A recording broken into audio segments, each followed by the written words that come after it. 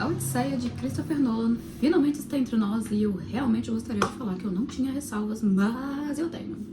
Então, roda a vinheta!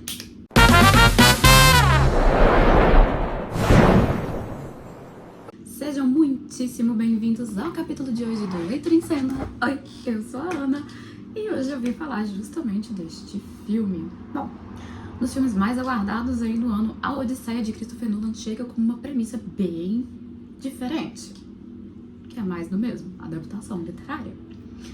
Mas Christopher Nolan quis adaptar justamente um dos maiores clássicos da humanidade, a história contada por Homero em 2 volumes, a Ilíada e a Odisseia. E eu li ambos os livros, inclusive são 2 leituras que eu recomendo muito.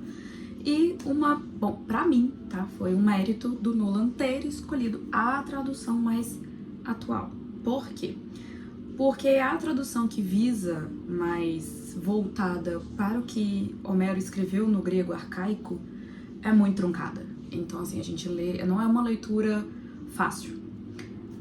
Ainda que, por exemplo, livros de Machado de Assis, Álvares de Azevedo, nossos aqui mesmo, sejam difíceis de ler, né, quando a gente tem aí uma tradução desse português mais arcaico, de fato, eles são um pouco mais agarrados, mas não se compara com o que está escrito na Ilíada e na Odisseia, quando a tradução visa, de fato, respeitar o grego antigo. Porque era uma coisa mais cantada, então tem frases que não são diretas no nosso português, então assim, você usa o predicado, o sujeito e o verbo, é um negócio muito estranho. E então não é fluida uma leitura bem agarradinha mesmo, e ele escolheu justamente para poder utilizar como base. Meu Deus, agora eu acabei de ver o que tá aparecendo a minha maçaneta. Ele usou, né, de base aí essa tradução, que é mais do coloquial, né? É formal, mas nem tanto. Isso pra mim foi um grande mérito, eu vi muita gente reclamando, mas isso pra mim, tá, foi uma coisa muito boa. Uma das minhas primeiras reclamações, na verdade, tem a ver com figurino. E por que com figurino? Porque na Grécia Antiga ninguém usava calça, nem homem. E o Tom Holland ali, né, de calça, deu uma quebrada. Né? Eu tive um problema na hora que eu vi a calça, eu admito. Deu uma gastura. Mas tudo bem. Eu tô falando essa parte sem spoiler, tá? E aí essa parte, ela é toda sem spoilers, tá? Então, quando for spoiler, eu aviso. Além disso, gente, é um filme do Nolan. Então é lindo. Lindo, lindo, lindo, lindo, lindo, lindo, lindo, lindo, lindo, lindo, gente, juro. Maravilhoso. É um espetáculo que vale muito a pena assistir no cinema. E ele trouxe uma coisa que a gente desacostumou, que é locações reais. Então o filme conta com CGI, lógico. O CGI, ele é... Gente, tem um ciclope na história, né? A gente precisa de um CGI. Eles não existem. Mas é um CGI muito pontual. As locações do filme são belíssimas, gente. Vocês não estão entendendo. Só quem assistiu sabe o que eu tô falando. E o simples fato da gente tá falando, né, do Nolan ali, então a gente sabe que ele é um diretor que tende a usar menos o CGI, o que pra mim é maravilhoso, porque de novo, pra mim, você emerge na história de um jeito que, assim, não tem palavras. E os cenários lindos. Lindos, lindos, lindos. A trilha sonora pra mim não incomodou, vi muita gente reclamando dela, na verdade, mas pra mim ela tava super tranquila.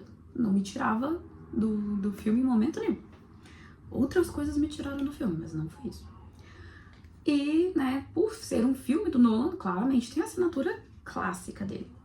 É mais realista. E aí a gente entra num problema muito sério em relação à Ilíada e a Odisseia. O realismo nem sempre funciona. E teve uns escorregões que, pra mim, no filme de Nolan, tiveram uns probleminhas. E assim, a paleta não tá tão monocromática igual o diretor é acostumado a fazer, tá? Realmente, assim, ela tá colorida, eles usam muito a luz natural, ou seja, a fotografia do filme tá, assim, um primor. Mas assim, né? Tem o que falar. As atuações não tem nada pra falar mesmo, né? Mas, pra mim, destaques foram Tom Holland, de fato, como Telêmaco, e ele, gente. O filme foi dele. Robert Pattinson como Antônios. porque ele é um do livro. E o Pattinson trouxe toda a nojeira daquele ser humano pra tela. E assim, gente, ele tá ali, ele provou, ele deu o nome dele. E quem duvida que esse cara é um ator fenomenal vai ter que morder a língua dele. Porque não tem como, gente. Todos os filmes dele são sensacionais, mas ele ali, esse retorno dele pra Hollywood tá assim, fenomenal, fenomenal, fenomenal, fenomenal. E ele abraça o papel. Ele abraça de fato o papel. E assim, ele está intragável no filme. Igual o personagem é no livro. Então pra mim tá maravilhoso. E o Tom Holland de Telêmaco, ele passa exatamente o que a gente precisa. Um rapaz que sabe do fardo que carrega, ao mesmo tempo que mantém a esperança de que o seu pai retorne pra casa. E isso pra mim foi muito bom. Ele tem esse semblante mesmo de menino inocente, de que tem as suas responsabilidades, que sabe o que tem que fazer, mas ao mesmo tempo ele tá sempre com aquele semblante esperançoso, que você sente a esperança junto com ele. Então assim, é fenomenal. Eu gostei bastante do Matt Damon como o Homero, né? Como o Odisseu. Mas assim, realmente pra mim os destaques foram eles dois. Tá. Agora eu vou entrar na parte com spoilers, então fica aí o aviso. Para quem tava até aqui e não quer seguir com spoilers, um beijo, a gente se vê no próximo vídeo. Tenho certeza que vocês vão gostar. E pra quem segue, eu vou contar até 5, tá? Então tenha um pouquinho de paciência. E pra quem não quiser os spoilers, tem 5 segundinhos pra sair do vídeo. Vai dar super tempo, inclusive, porque eu estou enrolando. Então bora lá. É 5, 4, 3, 2, 1. Ó os spoilers. Beleza. O que foi que me incomodou no filme, tá? Primeiro, a questão... O elefante branco na sala? Não foi escalação de Zendaya. Não foi escalação do Jon Bernthal, porque o Menelau é loiro. Não foi a escalação de Lupita Nyong'o como Helena de Troia, nem a sua irmã Clytemnestra. De forma alguma, não foi isso. Nem o Elliot Page assumindo um papel ali que, né, de Sinon, que na verdade era pra ter sido Aquiles, mas o Nolan não... Na minha cabeça, o Nolan não teve bunda pra assumir que ele queria o Elliot Page como Aquiles, porque ele sabia que aí sim o filme ia, ó, que a galera ia cair matando, né? Então aí eles botou o Sinon. O elefante branco na sala é que não teve um único ator de descendência helênica.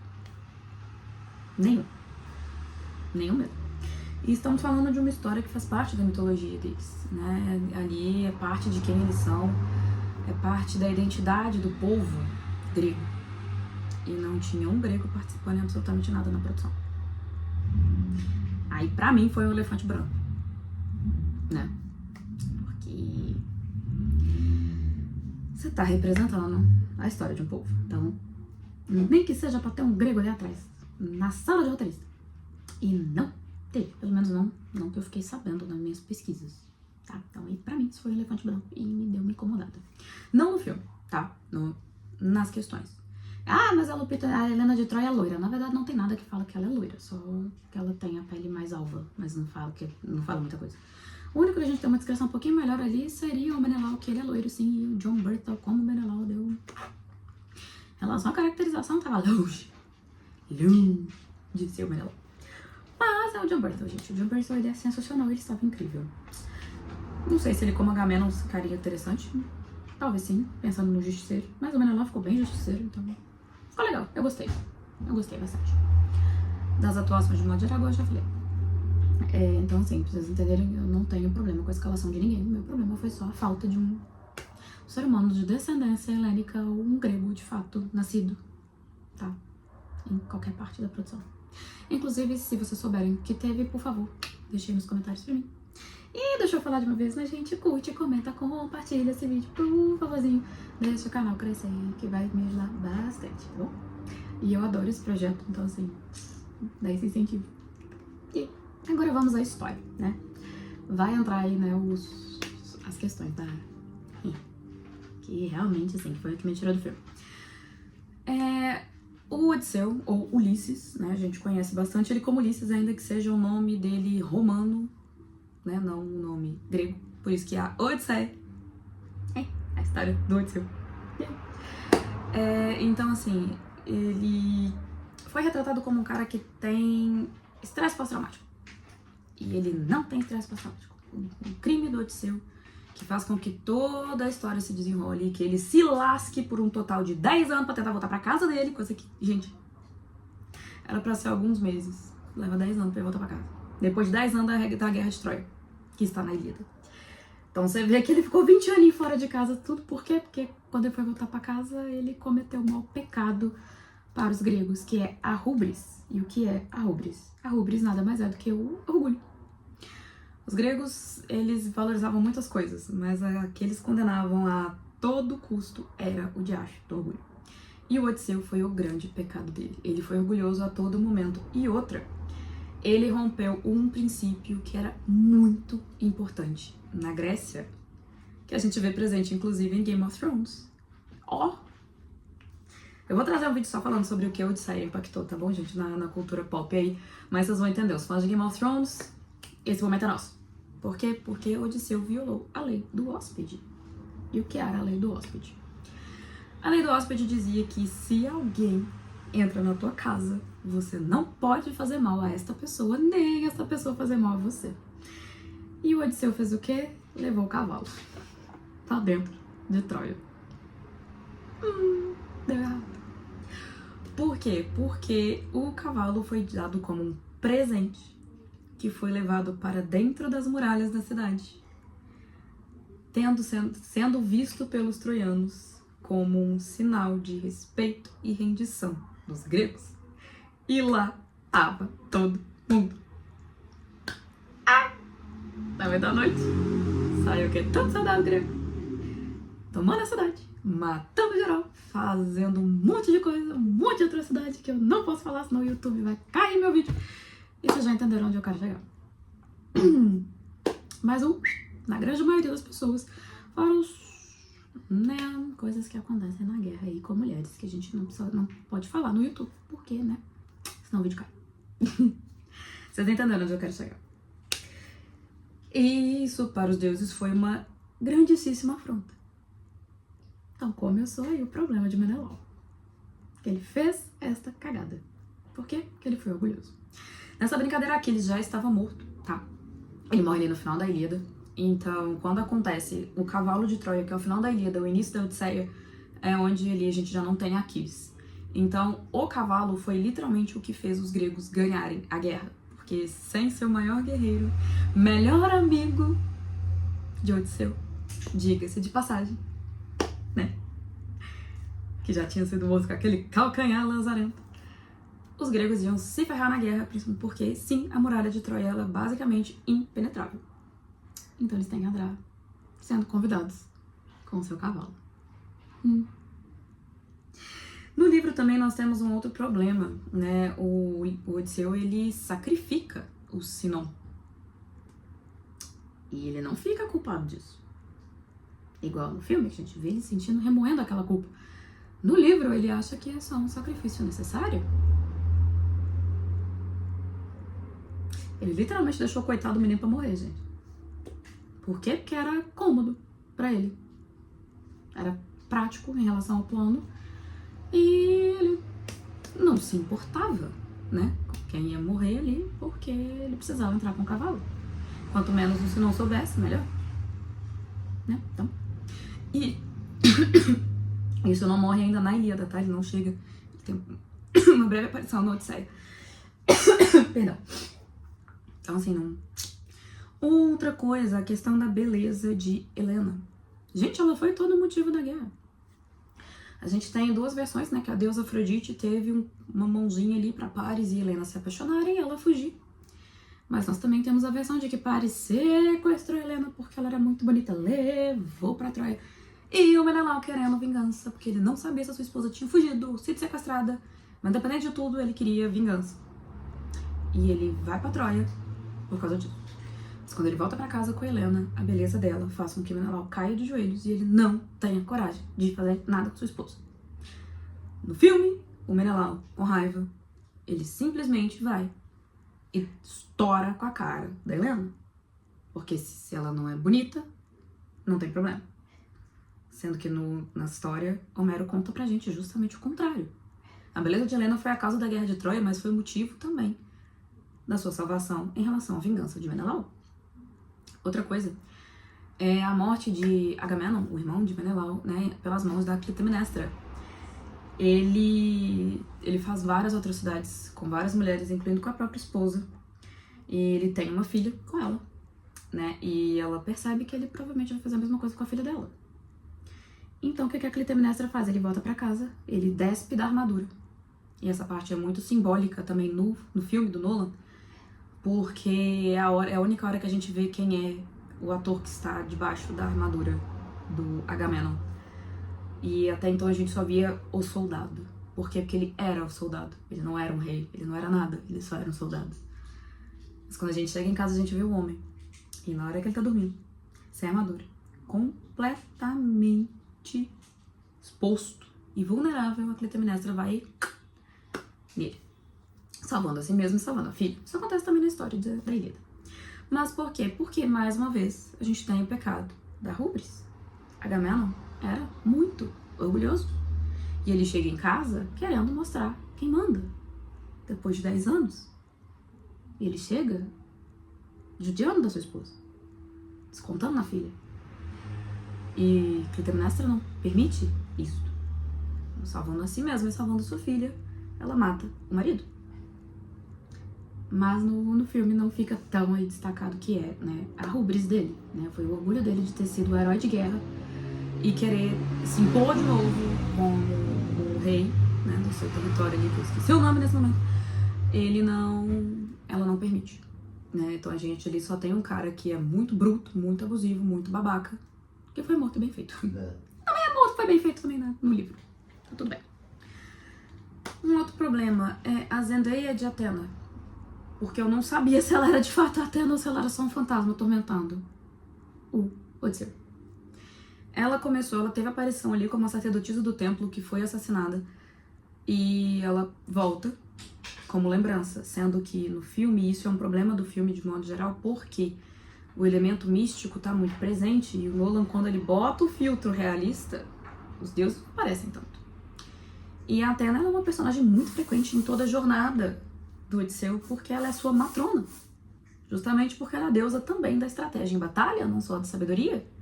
E ele é um homem muito inteligente e ele tem muita estratégia em batalha. Então, ele é o tempo inteiro um guerreiro e um guerreiro orgulhoso. E a Atena, pra ela, apesar disso ser um problema pra eles ali, a Rubris, pra ela ainda é a matrona dele. Então ela ajuda, ela conversa com o Odisseu. E ela não tem uma forma específica no livro.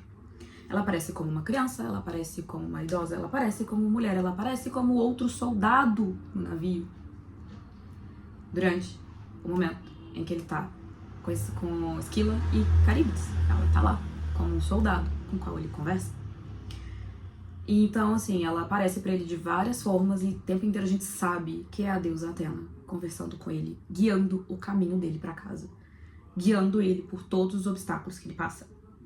Mas, no filme, a Zendaya tá lá e você pode achar que ela é a deusa Atena, porque ela está cotada como a deusa Atena, mas, gente, é muito fácil você achar que ela é só uma assombração que tá lá. Porque parece, ela praticamente não fala. E o guia que ela deveria ser pra ele fica bem pequeno, na minha opinião. Outra coisa, Calypso. Charlize Theron é foda. Vamos começar por aí. Ela é linda, ela é uma atriz sensacional.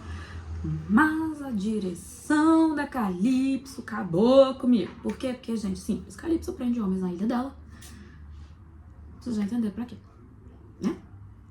Ela quer obrigar eles a se apaixonarem por ela, né? Terem relações com ela, estarem ali com ela, porque ela foi presa sozinha no ilha. E ela faz com que o Odisseu fique sem memória por muito tempo, né? Ele passa ali 7 anos na ilha dela, preso, servindo de brinquedo pra ela. E essa crueldade da Calypso tá longe de aparecer no filme. Por quê? Não sei. Não quiseram colocar. Ela literalmente escraviza o cara pra ficar ali 7 anos na ilha dela. E a ideia dela era que nem que ele fosse embora. E a Atena ajuda ele a sair de lá. E essas camadas aí da Calypso faltaram. Ela tava ali como uma inocente, praticamente. Só tinha a hora que você tinha dó dela. Sendo que no Odisseia, geralmente, você tem ranço. Você fica assim, minha filha. Pelo amor de Deus. Enfim, né? Momentos que estavam faltando. Outra coisa, a própria raiva de Poseidon em relação a Odisseu. Né? Uma das primeiras coisas que acontece é ele cair na ilha ali do Ciclopes. E não é só o Polifemo, como o filme faz parecer uma ilha lotada de Ciclopes. Inclusive, isso faz com que a história seja ainda mais interessante, uma vez que ele se apresenta para Polifemo como ninguém, né? E aí, quando ele acerta, né? Quando ele, os comparsas dele, né? Os amigos dele, da tripulação que estavam lá, conseguem derrotar o Polifemo para fugir, os Ciclopes perguntam quem te atacou, e ele diz, ninguém? Então ninguém leva a sério, né? Os outros Ciclopes acham que o Polifemo tá lelé da cuca. E a rubris do Odisseu entra, né? A raiva de Poseidon entra na hora que Odisseu podia só ir embora. E ele faz questão de gritar seu nome. Então naquele momento, Polifemo tem alguém a quem culpar. Ele tem um nome, Odisseu. E Poseidon agora tem a quem direcionar a sua ira. Entendeu? Outra coisa que eu não gostei é a abordagem que eles deram a Penélope, personagem de Anne Hathaway, a esposa do Odisseu. Por quê? Porque Penélope se mantém fiel ao marido.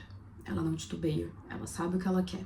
Ela quer, além de manter o trono de seu filho, Telêmaco, personagem do Tom Holland, ela sabe no seu coração que o marido tá vivo. E ela não vai aceitar outro homem na sua cama, nem no trono de Ítaca. Então ela fala com todos os pretendentes que se aboletam no castelo dela. Que é aquele bando de homem que acha que tem direito a ficar com aquela mulher e pegar o trono de Ítaca, liderados pelo personagem do Pattinson, o pulera no castelo dela. Por quê? E aí ela faz a seguinte tramóia. Eu vou bordar. E quando eu finalizar o meu bordado, porque eu dei ele aos deuses, eu vou escolher o marido.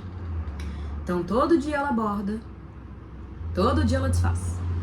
Ela desfaz à noite, quando todos estão dormindo. E isso é muito legal. E ela em momento nenhum titubeia, diferente da personagem da Anne Hathaway, que olha aquele homem lindo e maravilhoso que é o Robert Pattinson e fala, e se? E aí ela volta e pensa, não, o trono do meu filho. Sendo que a Penélope, ela é uma personagem muito forte, justamente porque ela tá ali há 20 anos no governo de Ítaca, fiel ao seu marido, fiel ao que ela acredita, que é Odisseu está vivo e ele vai chegar em casa. Então assim, eu não gostei dessa abordagem. Nem um pouquinho. Outra coisa que me incomodou, mas não entra nas questões de eu não gostei, gente, assim, esse vídeo é só pra falar o que eu não gostei, porque o filme é incrível, então vai assistir no cinema. Só isso mesmo. Parece que eu não gostei, mas são coisas muito pontuais, tá? Mas eu gostei bastante do filme, é um filme que eu realmente recomendo. Gente, gasta seu suado dinheirinho pra ver no cinema, porque é maravilhoso. É Nolan. Vale a pena, tá? Mas essas coisas são as coisas pontuais que me incomodaram. Uma coisa que me incomodou foi o Nolan não ter assumido que ele queria o Elliot Page como Aquiles. Eu entendo.